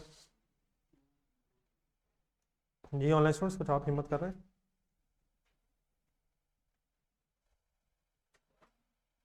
वैसे तो ये चेंजेस इन इक्विटी ज़्यादातर IAS 8 के साथ ही है, लेकिन चलें कुछ स्पेसिफिक डिस्कशंस।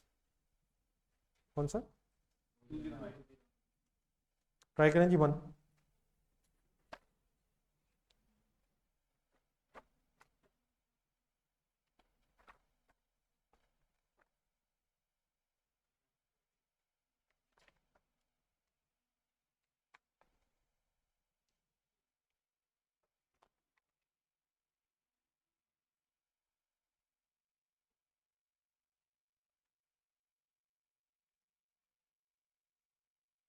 कौन सी दो चीज़ें statement of changes in equity में ज़्यादा नज़र आती हैं? Please sir.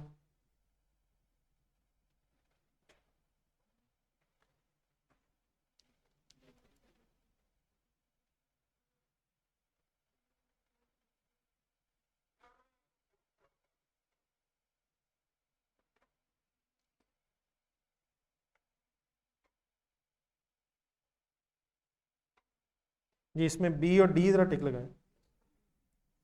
सी ठीक है, नेट प्रॉफिट असल में एक को नंबर 2 कर लें, फिर मैं ज़रा 1 दोबारा समझाता हूँ।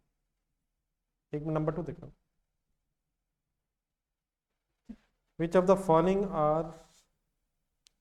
Following is not considered transaction with owner? सोच के ज़रा ये कर सकते हैं। ओनर का यहाँ मतलब क्या है? शेयर होल्डर, सही कह रहे हैं जी। Which is not considered transaction with owner with reference to statement of change in equity. हाँ जी, क्या इश्यू ऑफ शेयर्स ओनर्स के साथ ट्रांजैक्शन है? Payment of dividend, bonus issue. हाँ जी, profit for the year owner के साथ कोई ट्रांजैक्शन नहीं है। लेकिन अगली बात मेरी ज़रा ध्यान सुनना, क्या प्रॉफिट फॉर द ईयर आता नहीं है statement of change in equity? तो अब 1 में जाए। Statement of change in equity में ओनर्स की ट्रांजैक्शन भी आती हैं और नॉन ओनर चेंजेस भी आती हैं, तो इसलिए वहाँ मैंने फिर 2 टिक लगाए। और नॉन ओनर चेंजेस के अंदर प्रॉफिट भी आता है, इसलिए मैंने प्रॉफिट को अलग टिक नहीं लगाया। बात समझ आ गई? दोबारा 2 देखें ज़रा। 2 में कौन सा क्यों टिक लगाया? प्रॉफिट को क्यों टिक लगाया? ये ओनर के साथ ट्रांजैक्शन नहीं है, लेकिन क्या ये चेंज इन इक्विटी में आती नहीं है? सर नहीं आता सर। तो इसका मतलब क्या हुआ? 1 में जाए। चेंजेस इन इक्विटी में ओनर्स के साथ ट्रांजैक्शंस भी आती हैं और नॉन ओनर ट्रांजैक्शंस भी आ जाती हैं, और नॉन ओनर ट्रांजैक्शन में प्रॉफिट भी आ जाता है, इसलिए उसको फिर अलग टिक लगाने की जरूरत नहीं। वैसे दोबारा ज़रा बी पढ़ें, 2 सॉरी। ये issue of shares changes in equity में आता है सर? डिविडेंड और बोनस शेयर्स भी दोनों आते हैं, तो ओनर्स के साथ ट्रांजैक्शंस भी आती हैं, और नॉन ओनर चेंजेस, सरप्लस भी नॉन ओनर चेंजेस है, वो भी आता है। अब ठीक है जी, पढ़ करना जी 3। अब सिंपल है बाकी सारा। लेकिन मेरा ख्याल है कि अभी आपके सिलेबस में नहीं है शायद। हाँ, वैसे बी को टिक लगा लें, लेकिन अब पहले रेशोज वगैरह होती थी, रिडीमेबल प्रेफरेंस शेयर्स वगैरह की बहस तो नहीं की हमने। वैसे फाइनल अकाउंट्स में आया, ये मैंने थोड़ा सा बताया था आपको। फाइनल अकाउंट्स ढूंढने जल्दी से। फाइनल अकाउंट्स एक सवाल में आया था, वहाँ मैंने बल्कि डिबेंचर भी आया था शायद, ये यासर शायद था।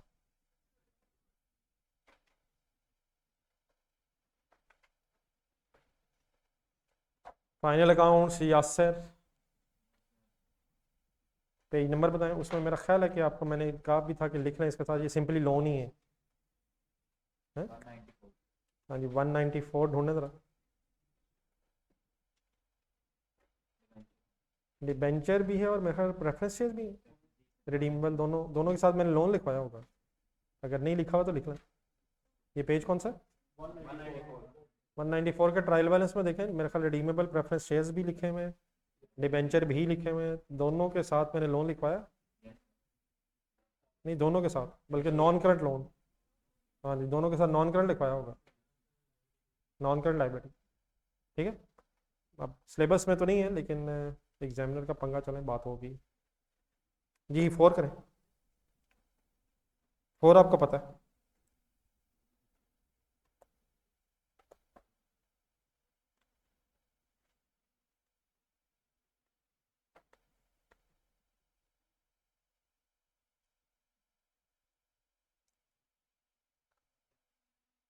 कभी किसी सवाल में debit balance on retained earnings देखा होगा आपने?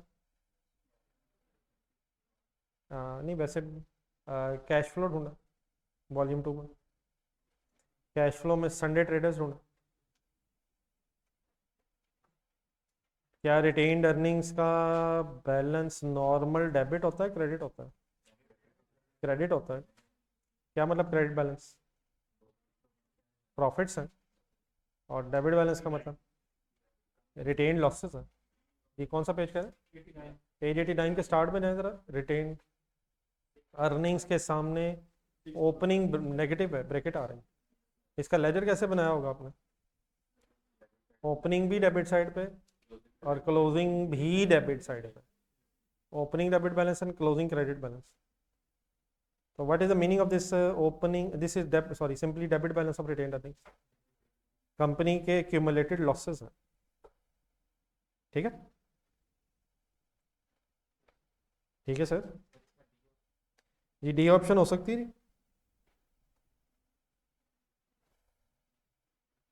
बल्कि डी छोड़े पहले ए हो सकती, वापस आने छोड़ दें। क्या डेबिट बैलेंस तब होगा अगर कंपनी ने इस साल लॉस इंकर की है? इस साल लॉस इंकर करने से जरूरी नहीं है। मसलन ब्रॉड डाउन रिटेन्ड अर्निंग्स हैं 10 मिलियन, लॉस अगर होगा तो किस तरफ होगा? जाने दें यार, रिटेन्ड अर्निंग्स में लॉस किस तरफ होगा भाईजान? प्लीज यार। फॉर एग्जांपल लॉस 5 मिलियन, तो क्लोजिंग तो अभी भी 5 ही, ज़रूरी नहीं है। हाँ ये भी हो सकता है कि 15 हो गया हो, इतना ही लॉस हो गया हो कि क्लोजिंग डेबिट हो गया हो, लेकिन ज़रूरी नहीं है। बात समझ आ रही? सी बताएं। क्या डिविडेंड देने से डेबिट बैलेंस होगा? डिविडेंड देने से प्रॉफिट से ज़्यादा तो डिविडेंड दे ही नहीं सकते। डिविडेंड मैक्सिमम उतना ही देंगे जितना प्रॉफिट है। तो जीरो तो हो सकती है रिटेन अर्निंग, लेकिन नेगेटिव नहीं हो सकती। और तीसरा बताएं, मैक्सिमम रिटेन्ड अर्निंग से जनरल रिजर्व में कितना ले जाएंगे? जितना पड़ा होगा, जितना पड़ा उससे ज़्यादा तो नहीं ना ले जाएंगे, तो इससे भी ज़ीरो हो सकता है। ठीक है, डेबिट बैलेंस कब होगा? जब एक्यूमुलेटेड लॉसेस होंगे। सही है, ये क्वेश्चन ढूंढने का कैश फ्लो में दोबारा ढूंढना, 111 ढूंढना। सुगारों में लॉस आया हुआ जी, पेज नंबर 210 है, पेज 79। लेकिन अब इसका आंसर देखना पड़ना रजिस्टर में। रिटेन्ड अर्निंग्स के लेजर में लॉस आया हुआ मिल जाएगा तो चले देख लें जल्दी से एक मिनट।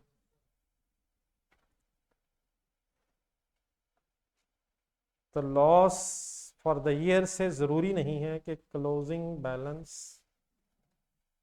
डेबिट में कन्वर्ट हो जाए। मिला किसी को सुगारो? रिटेन्ड अर्निंग्स नेगेटिव नहीं है, दोनों पॉजिटिव ही हैं, लेकिन लॉस है। बैलेंस किया था तो डेबिट साइड पे फिगर आई थी। लॉस आफ्टर टैक्स आया होगा या बिफोर टैक्स आया होगा, देख लें तसल्ली से। ओके, चले आ जाए वापस। जी 7।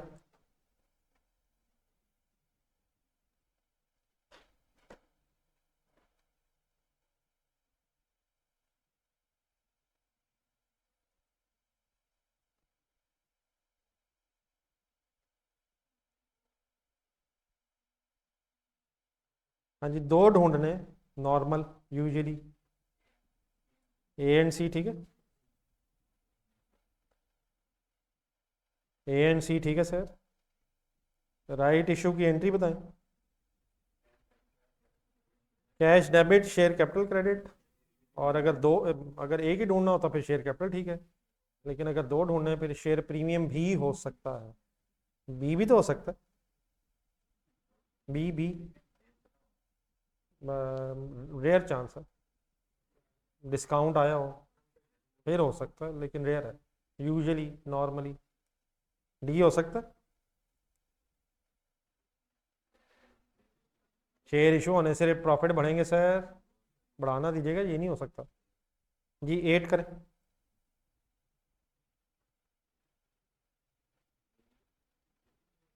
Concentrate full.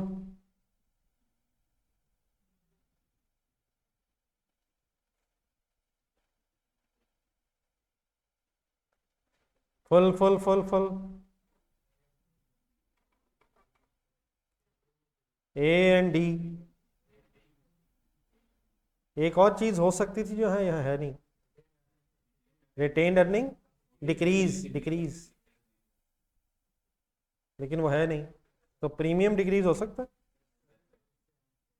अगर बोनस शेयर प्रीमियम से गए हैं तो प्रीमियम डिक्रीज होगा और शेयर कैपिटल इंक्रीज होगा, तो रिटेन्ड अर्निंग्स इंक्रीज तो नहीं होगी। यहाँ कौन सी ऑप्शन मौजूद नहीं है जो हो सकती थी? Decrease in retained earnings. Okay, 9-10 अगर आपका गलत हुआ तो इसका मतलब आपकी रिवीजन अभी ठीक नहीं है।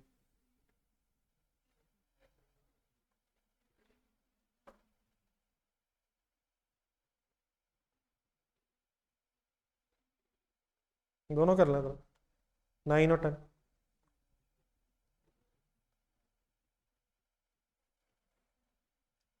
Transaction cost related to issue of shares, ना शेयर प्रीमियम ठीक है, लेकिन अगर शेयर प्रीमियम को बैलेंस ही ना हो। सी ठीक है, अगला भी 11 कर।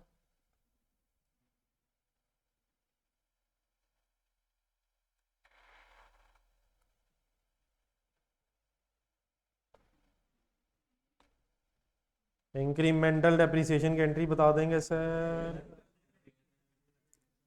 बी ठीक है सर। 17 फाइनल।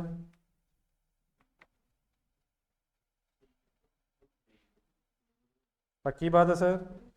गुडविल अगर हो तो कहाँ नजर आएगी? किस यार जाने ने किस जगह भजन? नॉन करंट एसेट्स में, इनटेंजिबल ठीक है। 18 सोच के।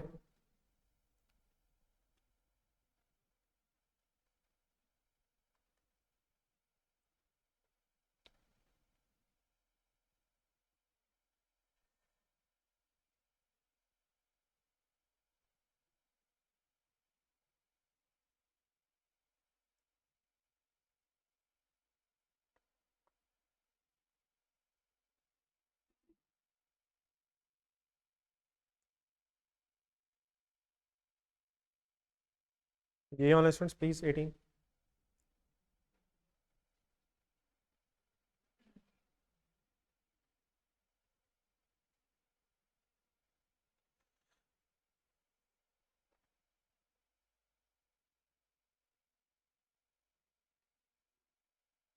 ए, ए तो सेंटेंस ही गलत क्यों है? अगर प्रॉफिट हो रहा है तो ऑपरेटिंग प्रॉफिट प्रॉफिट से कम होगा। बी में क्या मसला? टोटल द प्रॉफिट जब ग्रॉस प्रॉफिट से ज़्यादा होगा, ग्रॉस ज़्यादा होगा, नेट कम होगा, उसकी क्या वजह है? बीच में एक्सपेंसेस भी तो हैं, बीच में एक्सपेंसेस भी तो हैं। Retained earnings at the end of the year will be greater than equity. Retained earnings तो इक्विटी के अंदर होती है, जितनी मर्जी रिटेन्ड अर्निंग हो जाए इक्विटी से बढ़ जाएगी। सोचें जरा यार, बढ़ जाएगी यार। रिटेन्ड अर्निंग तो इक्विटी का पार्ट है, तो जितनी बढ़ेगी उससे इक्विटी बढ़ जाएगी, लेकिन इक्विटी से ज़्यादा तो नहीं हो सकती। जी डी, डी हो सकता है सर। क्या? अगर प्रॉफिट हुआ है तो ओपनिंग रिटेन्ड अर्निंग्स के मुकाबले में क्लोजिंग रिटेन्ड अर्निंग्स ज़्यादा होंगी। ओके, 19 करें।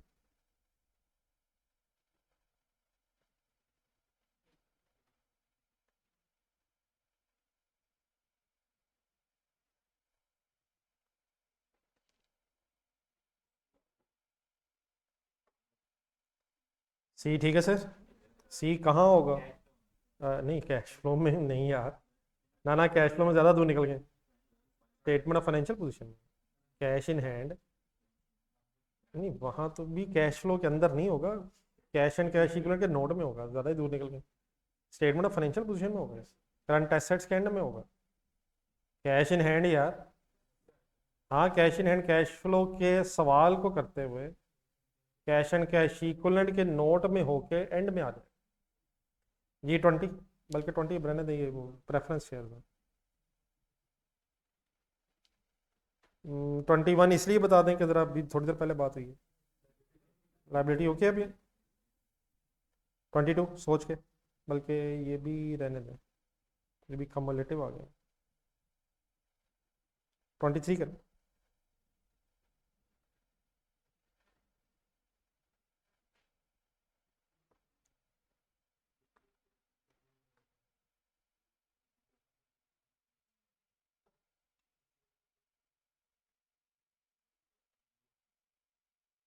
जी sir, B okay sir. Dividend देने से रिटेन्ड अर्निंग्स कम हो जाएंगी 24।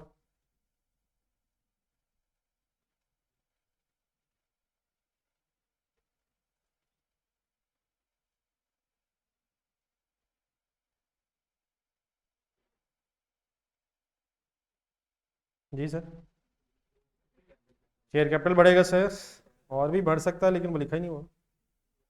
रिटेन्ड अर्निंग बढ़ जाएंगी, शेयर कैपिटल कम हो जाएगा, रिटेन्ड अर्निंग कम हो जाएंगी, प्रीमियम बढ़ सकता है लेकिन वो लिखा नहीं हुआ, एक ही होगा। ये 27 एक छोटी सी वर्किंग है, जल्दी से करें।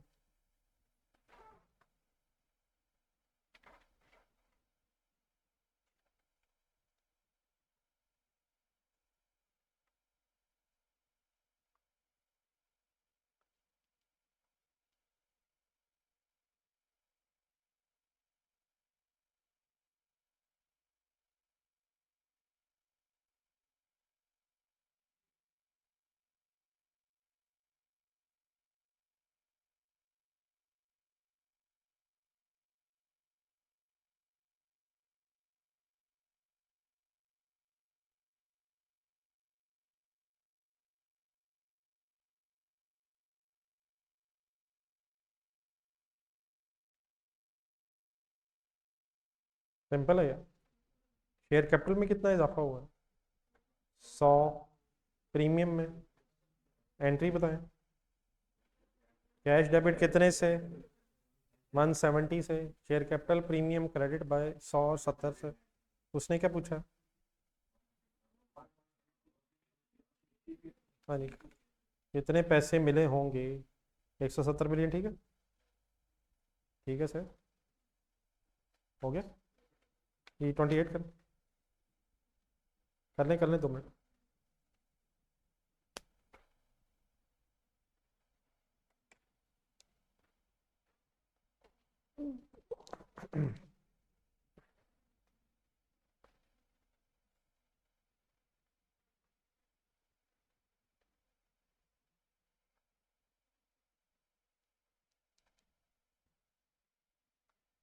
वैसे तो पैसों का ज़माना ख़त्म हो गया, 50 पैसे पर शेयर। ज़रा करें हैं वर्किंग, फिर मैं अगर ज़रूरत पड़ती है तो बताता हूँ।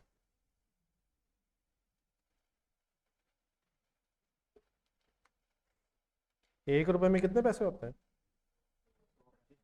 हाँ, 25 पैसे। चले रहने थे। अब तो 1 रुपया भी पता नहीं नज़र आता है कि नहीं। 1 रुपया देखा कभी? राउंड ऑफ ही कर देते हैं मेरा ख्याल है वो। 1 रुपये में सर 100 पैसे sir.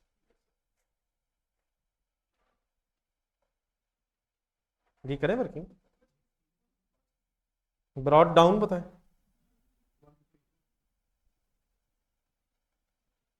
150। Profit after tax 30। Dividend बताएं जी कितना निकला? हाँ जी, 40 मिलियन शेयर्स हैं, 50 पैसा पर शेयर है, तो 0.5 रुपीज़ पर शेयर हो जाएगा। हाँ जी, 20 मिलियन रुपीज़, आधा रुपया पर शेयर। ये क्लोजिंग 165, ठीक है। 160 सॉरी, बी ऑप्शन। 50 पैसा ओके सर। 50 पैसा मीन्स आधा रुपया। तो अगर 40 मिलियन शेयर हैं तो हर शेयर के बदले अगर आधा रुपया मिले तो 20 मिलियन शेयर। वरना 40 ज़रब 50 नहीं करना, 40 ज़रब 50 का तो मतलब होगा हर शेयर के बदले 50 रुपये मिल गए, ठीक है जी। 30th करके ख़त्म करें।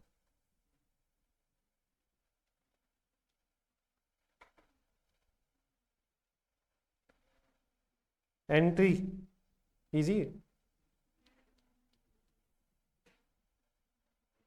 नजर आएगा। Taxation, long term loan, non current asset, ये नहीं है।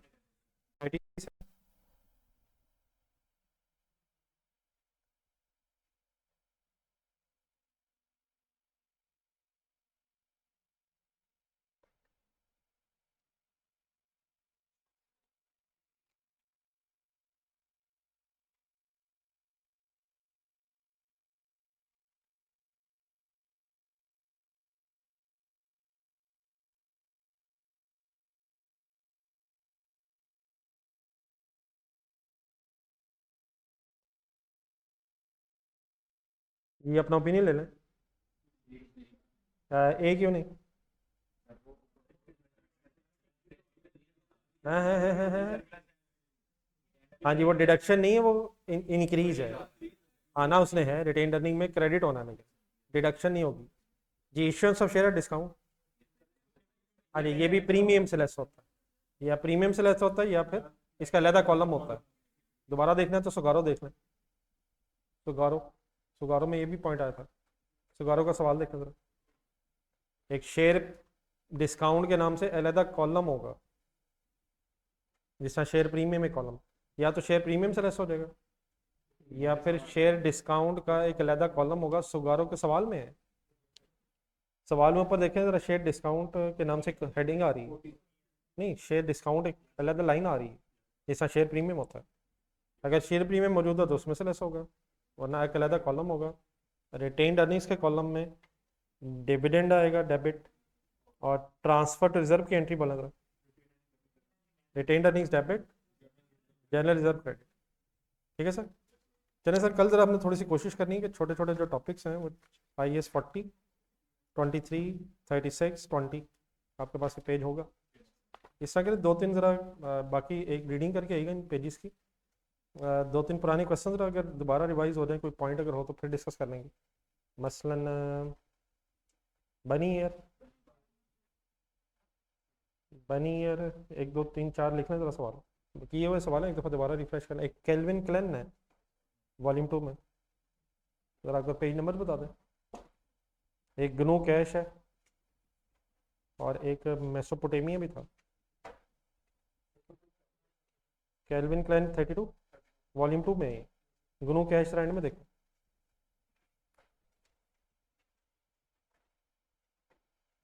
ये जो मिक्स स्टैंडर्ड के सवाल आते हैं जिसमें IAS 20, IAS 38, IAS 40, IAS 16 तो आता ही रहता है।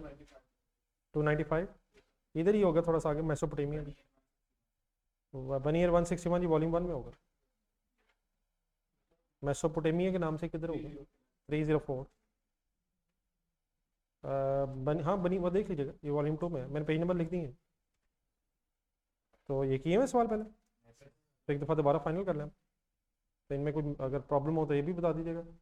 बाकी फिर कल कोशिश करेंगे 40, 23, 36, 20, इनको ज़रा टाइम दे दें। लेकिन कल जुम्मा है, थोड़ा सा टाइम फिर 12:15 रख लें, और सॉरी 2:15।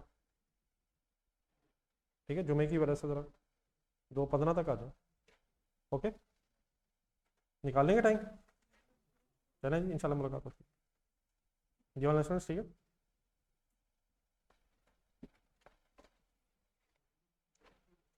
कर लें सर, मत इतना फिनिशिंग टच दें।